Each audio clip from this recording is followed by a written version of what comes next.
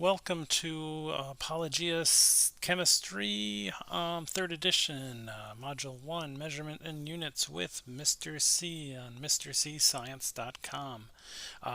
With all my videos, if you have any questions or concerns, you can always drop me an email at mrc at MrCScience.com. Okay, in the beginning of the chemistry book here, we talk about 4 basic physical quantities. We'll talk about more as we go along, but these 4 will carry you throughout the entire thing. The first one is mass. Mass is kind of an unusual thing for people to wrap their head around. Mass is the amount of matter or stuff in something. So it's basically the amount of stuff that can interact with the environment around it, usually via gravity. Mass is not weight. Weight is the force of gravity pulling down on your mass. So if you step on a scale, you're not measuring your mass, you're measuring your weight in pounds. If you have a mass scale, what it does is it says, oh, you're on the Earth, this is calibrated to figure out your mass based on the acceleration due to gravity, and it gives you your mass. Your weight will change if you go from the moon to the Earth and back. Your mass will not. Mass in metric is measured in grams. We'll be using almost entirely metric throughout the entire class other than this module. The English units for mass are slugs, lowercase sl. We'll only be using slugs in this module and perhaps the quarterly test. An example of mass would be, say you went to the store and bought your mom a pound of flour. You're all familiar with how big of a pound is. Well, if, say, you lived on the moon, there's a place up the moon, you went to the lunar supermarket and your mom asks you to get a pound of flour there, well, gravity on the moon is about 16% that of Earth. So your pound of flour would be about 6 times as big. So it'd be almost like carrying 6 bags of flour back. Interesting thing is that those 6 bags would all weigh the amount of 1 bag. So even though you'd have 6 times as much flour, it'd still only weigh a pound. If you went to the store and instead got a kilogram of flour on Earth, and then you went to the moon, got a kilogram of flour, they would be exactly the same. Their weight would change, but their mass stays the same. The second physical quantity we use is distance. This you're fairly familiar with. Distance is basically the physical separation between points.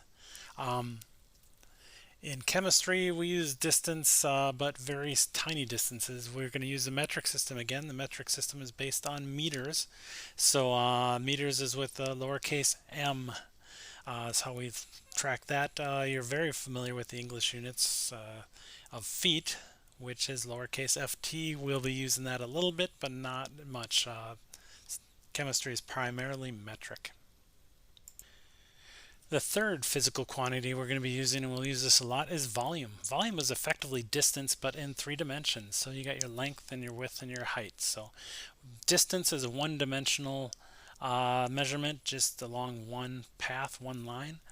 Volume is 3 dimensions, length, width, and height. Volume in chemistry we'll be using metric again, which will be liters, capital L. This is one of the few capital letters.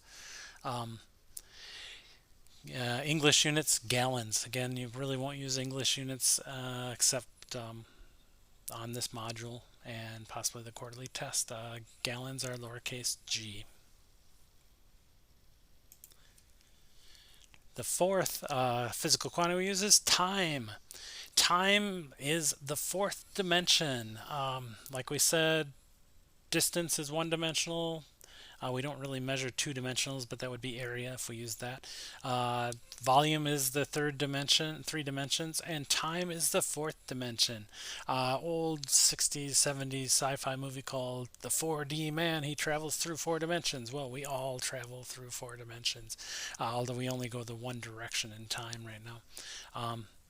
You may say, hey, you wrote that down twice. Well, metric and English units are the same here. We both use seconds, minutes, hours. Seconds is the most common in chemistry because usually chemistry happens very quickly. So in fact, we'll go into milliseconds and things like that. So lowercase s is the units there. So I said that the metric system is primarily what we use in chemistry. I've got your books handy. Turn to table 1.2 on page 8. In here is a list of prefixes for the metric system and their numerical measurements. Now you'll notice that 3 of them are in bold: milli, centi, and kilo. So those are the 3 that we use all the time, and the 3 you need to know. Millimeter is 1/1000th of a meter. Centimeter is 1/100th, and kilo is 1,000th. 1,000. So we use those lots of different places. Let's do a little explaining on that. Okay, so the obvious one, first of all, is meters. A meter, here, let's go over here. A meter is lowercase m. There we go. So 1 meter is the same as 1,000 millimeters. So we use m for milli and m for meter. So m milli, m meter, 1,000 milliliters. 1 meter is 100 centimeters. We use C for centi, which is 1/100th, and M meter, 1/100th of a meter, 1/1000th of a meter. 1 meter is 0.001 kilometers or kilometers. Lowercase k for kilo, lowercase m for meters. So that works for our distances. It also works for our volumes. If we start with our liter, so 1 liter, milliliter. Now here's where it's getting interesting. They've got the lowercase m for milli and the capital L for liter. Milliliter.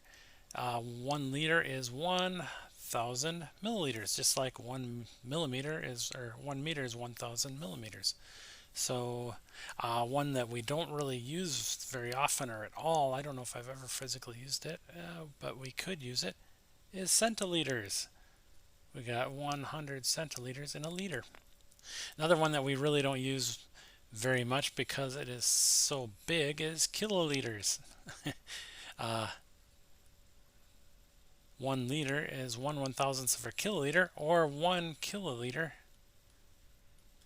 equals 1,000 liters.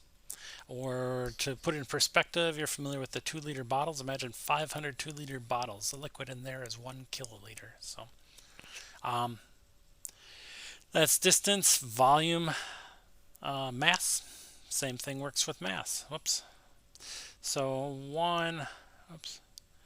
mass is grams. 1 gram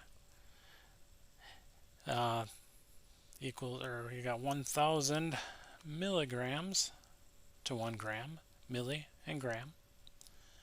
100, this one again we don't really use, I don't know, but centigrams, 100 centigrams to 1 gram. And then a kilogram, which comes up fairly often, is 1/1000th of a kilogram. Oops, I put an extra 0 in there. Is 1 gram, or 1 kilogram is 1,000 grams. So that hopefully makes some sense. Again, you need to know milli, centi, and kilo. You'll see some other words.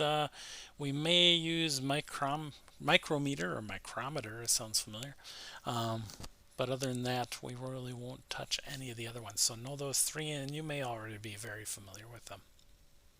Again, if you have any questions on this, don't be afraid to email me at mrc@mrcscience.com.